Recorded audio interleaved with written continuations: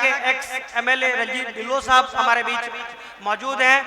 उनकी पोलाइट अंदाज, soft nature हमें बहुत प्रभावित करता है। इनकी जो पर्सनालिटी है, 1 से 2 मिनट में अपने आप को एड्रेस करेंगे और बताएंगे इस हक की आवाज़ ट्रस्ट के बारे में। Please welcome in the stage sir, please. NGO हक की आवाज़ ਵੱਲੋਂ ਅੱਜ जो समागम किया जा रहा, जिहदे मुखी सजाद आलम जी, खुरशीद जी, लक्की सरपंच साहब, नवाब जी, अरशाद जी, अभिषेक जी, उन्हां दे सारे साथी, मैं सारिਆਂ ਨੂੰ इस अज के समागम की बधाई देना। बहुत वड्डा कदम इन्होंने चुकया, अज की आवाज़ ने, हक की आवाज़ ने। हक जिथे दोस्तों अपने हक होंदे ने ना, उथे अपनियां कुछ जिम्मेवारियां भी होंदियां। साडी मैंटैलिटी आ भी असीं हक की गल करदे हां, जिम्मेवारियां तो भज जांदे।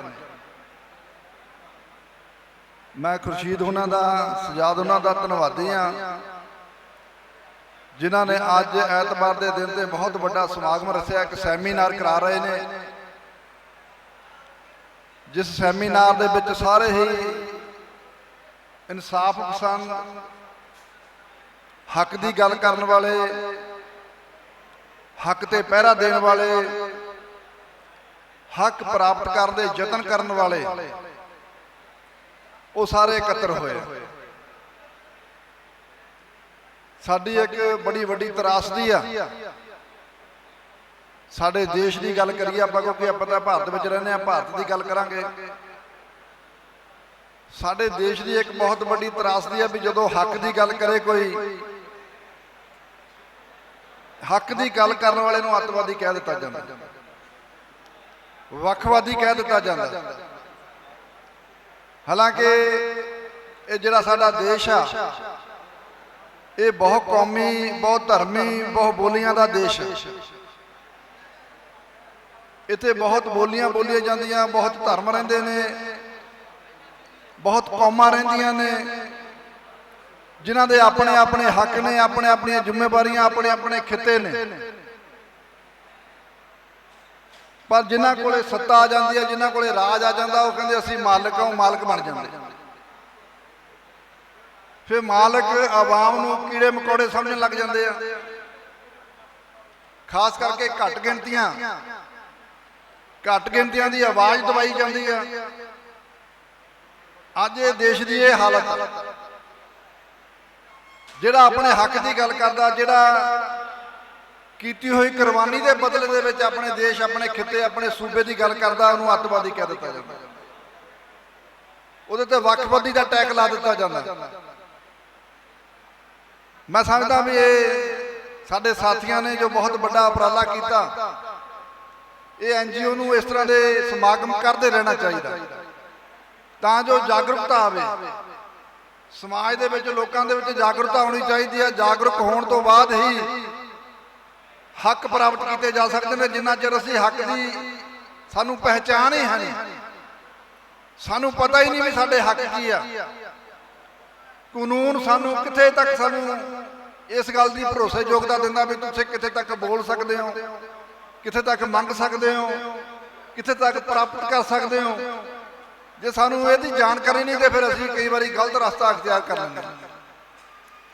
अपनी आवाज़ राहीं, अपने बोलां राहीं सानू अपने हक की गल करते रहना चाहिए। देशों विदेशों के आप देखते हैं एजुटेशन चलते हैं, बड़े बड़े हक की गल करने वाले जेलों च बैठे ने, उन्होंने जेलों में भेज दिता जाता है, NSA ला दी जाती है, क्योंकि वो अपने आवाम की, अपने फिरके की, अपने धर्म की, अपने लोगों की गल करते हैं। अपने लोगों की गल करने का इत्थे इख्तियार ही है नहीं। सो मैं समझदा भी सानू इस गल वाल ध्यान देने की लोड़ आ। असी भारत के संविधान नूं भी मानते हैं, भारत दीआं रौह रीतां नूं भी मानते हैं, भारत के हर इलैक्शन में इलैक्शन लड़ी जाती है तो कानून नूं मानते हैं। तो फिर साडे जदों हक की गल आ जाती है ਉੱਥੇ ਕਈ ਨਾ ਕਈ ਡਾਕਾ ਪੈ ਜਾਂਦਾ, ਉੱਥੇ ਕੋਈ ਨਾ ਕੋਈ ਸਾਡੇ ਤੇ ਪਾਬੰਦੀਆਂ ਲੱਗ ਜਾਂਦੀਆਂ ਨੇ। ਇਸ ਕਰਕੇ ਅੱਜ ਬਹੁਤ ਇਸ ਗੱਲ ਦੀ ਜ਼ਰੂਰਤ ਆ ਕਿ ਇਸ ਤਰ੍ਹਾਂ ਦੇ ਸਮਾਗਮ ਹੁੰਦੇ ਰਹਿਣ, ਸੈਮੀਨਾਰ ਹੁੰਦੇ ਰਹਿਣ, ਲੋਕ ਜਾਗਰੂਕ ਹੋਣ। ਆ ਪਿੱਛੇ ਜਦੋਂ ਕਰੋਨਾ ਸੀ, ਮੈਂ ਸਮਝਦਾ ਸਰਪੰਚ ਸਾਹਿਬ ਹੋਣੀ ਜਾਂ ਟੀਮ ਨੇ ਬੜੀ ਸੇਵਾ ਕੀਤੀ, ਲੋੜਵੰਦਾਂ ਦੀ ਮਦਦ ਕੀਤੀ। ਅੱਜ ਜਿੰਨੇ ਸੱਜਣ ਬੈਠੇ ਹੋ, ਦੇਖੋ ਮੈਂ ਤੁਹਾਨੂੰ ਇੱਕ ਬੇਨਤੀ ਕਰੂੰਗਾ, ਤੁਸੀਂ ਆਪਣੇ ਆਪ ਨੂੰ ਪੰਜਾਬ ਦੇ ਵਾਸੀ ਮੰਨੋ, ਪੰਜਾਬ ਦੇ, ਕਿਉਂਕਿ ਪੰਜਾਬ ਦੀ ਧਰਤੀ ਤੇ ਤੁਸੀਂ ਰਹਿ ਰਹੇ ਹੋ। ਔਰ ਪੰਜਾਬ ਦੀ ਧਰਤੀ ਇੱਕ ਐਸੀ ਧਰਤੀ ਹੈ, ਗੁਰੂ ਪੀਰ ਪੈਗੰਬਰਾਂ ਦੀ ਧਰਤੀ, ਜਿੱਥੇ ਕਿਸੇ ਨੂੰ ਦੁਰਕਾਰਿਆ ਨਹੀਂ ਜਾਂਦਾ, ਕਿਸੇ ਦੇ ਉੱਤੇ ਕੋਈ ਪਾਬੰਦੀ ਨਹੀਂ। ਹਰ ਧਰਮ ਨੂੰ ਆਪਣੀ ਗੱਲ ਕਰਨ ਦਾ ਹੱਕ ਹੈ ਇੱਥੇ, ਹਰ ਧਰਮ ਨੂੰ ਆਪਣੇ ਦਿਨ ਬਣਾਉਣ ਦਾ ਹੱਕ ਹੈ ਇੱਥੇ।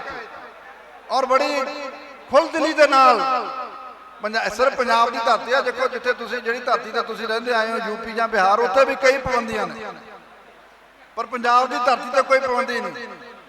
ਸੋ ਇਸ ਧਰਤੀ ਨੂੰ ਤੁਸੀਂ ਆਪਣੀ ਧਰਤੀ ਮੰਨੋ, ਔਰ ਇਸ ਧਰਤੀ ਤੇ ਰਹਿੰਦੇ ਹੋਏ ਇੱਥੇ ਦੇ ਸੱਭਿਆਚਾਰ ਨੂੰ, ਇੱਥੇ ਦੇ ਰੀਤੀ ਰਿਵਾਜਾਂ ਨੂੰ, ਇੱਥੇ ਦੀ ਬੋਲੀ ਨੂੰ, ਇੱਥੇ ਦੇ ਕਿੱਤੇ ਨੂੰ, ਉਹ ਸਾਰੀਆਂ ਚੀਜ਼ਾਂ ਨੂੰ ਅਡਾਪਟ ਕਰੋ, ਤਾਂ ਜੋ ਤੁਸੀਂ ਮਾਣ ਮਹਿਸੂਸ ਕਰ ਸਕੋ ਵੀ ਅਸੀਂ ਵੀ ਪੰਜਾਬ ਦੀ ਧਰਤੀ ਦੇ ਰਹਿਣ ਵਾਲੇ ਹਾਂ, ਪੰਜਾਬ ਦੀ ਧਰਤੀ ਤੇ ਕਿਰਤ ਕਰਦੇ ਹਾਂ, ਪੰਜਾਬ ਦੀ ਧਰਤੀ ਦੇ ਉੱਤੇ ਸਾਨੂੰ ਪੂਰਾ ਹੱਕ ਹੈ, ਸਾਨੂੰ ਪੂਰੇ ਅਧਿਕਾਰ ਨੇ ਕਿ ਅਸੀਂ ਆਪਣੇ ਧਰਮ ਦੀ ਗੱਲ ਕਰ ਸਕਦੇ ਹਾਂ, ਆਪਣੀ ਜਾਤ ਦੀ ਗੱਲ ਕਰ ਸਕਦੇ ਹਾਂ, ਆਪਣੇ ਪ੍ਰੋਗਰਾਮ ਮਨਾ ਸਕਦੇ ਹਾਂ, ਆਪਣੇ ਦਿਨ ਮਨਾ ਸਕਦੇ ਹਾਂ, ਉਹਦੇ ਵਿੱਚ ਕੋਈ ਪਾਬੰਦੀ ਨਹੀਂ। ਸਿਰਫ ਪੰਜਾਬ ਆ ਇੱਕ ਐਸਾ ਸੂਬਾ, ਤੁਹਾਨੂੰ ਦੂਜੇ ਸੂਬਿਆਂ 'ਚ ਇੰਨੀ ਖੁੱਲ੍ਹ ਨਹੀਂ ਮਿਲਦੀ। ਸੋ ਇਸ ਕਰਕੇ ਮੈਂ ਜ਼ਿਆਦਾ ਸਮਾਂ ਨਾ ਲੈਂਦੇ ਹੋਏ NGO ਦੇ ਸਾਰੇ ਮੈਂਬਰਾਂ ਦਾ ਧੰਨਵਾਦ ਕਰਦਾ, ਜਿਨ੍ਹਾਂ ਨੇ ਜਾਗਰੂਕਤਾ ਦੀ ਮੁਹਿੰਮ ਚਲਾਈ ਆ, ਜਾਗਰੂਕ ਕਰਾਉਣ ਵਾਸਤੇ ਲੋਕਾਂ ਨੂੰ, ਆਵਾਮ ਨੂੰ। ਪਰ ਜਾਗਰੂਕ ਹੋ ਕੇ ਆਪਣੀ ਗੱਲ ਕਰਨੀ, ਆਪਣੇ ਸੰਵਿਧਾਨ ਦੀ ਗੱਲ ਕਰਨੀ ਤੇ ਆਪਣੇ ਹੱਕ ਦੀ ਗੱਲ ਕਰਨੀ ਕੋਈ ਮਾੜੀ ਗੱਲ ਨਹੀਂ। ਸੋ ਮੈਂ ਸਾਰੇ ਵੀਰਾਂ ਦਾ ਧੰਨਵਾਦ ਕਰਦਾ, ਬਹੁਤ ਮਿਹਰਬਾਨੀ। ਵਾਹਿਗੁਰੂ ਜੀ ਕਾ ਖਾਲਸਾ, ਵਾਹਿਗੁਰੂ ਜੀ ਕੀ ਫਤਿਹ।